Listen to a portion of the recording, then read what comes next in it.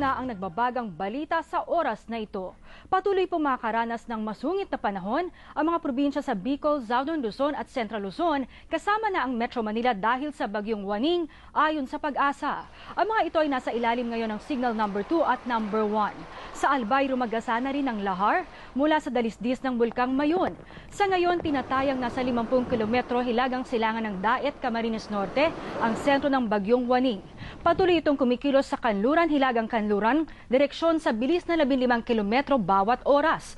Kanina, inanunsyo na ng DepEd NCR ang suspensyon ng klase bukas mula preschool, elementary hanggang sa high school sa lahat ng pribado at pampublikong paaralan sa Metro Manila na nasa signal number 2. Sa Batangas City, sinuspindi na ng lokal na pamahalaan ang klase sa lahat ng level bukas.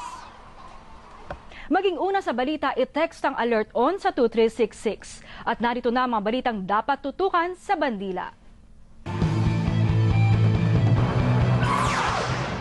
23 bayan sa Camarines Sur, lubog sa baha na itatalang patay sa Kabikulan, nasa 12 na.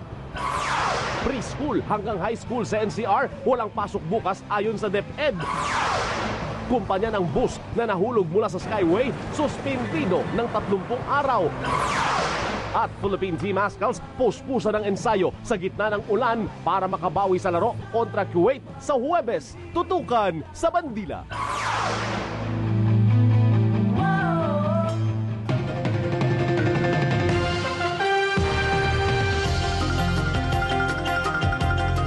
Ang bahaging ito ay hatid sa inyo ng Boracay Rum.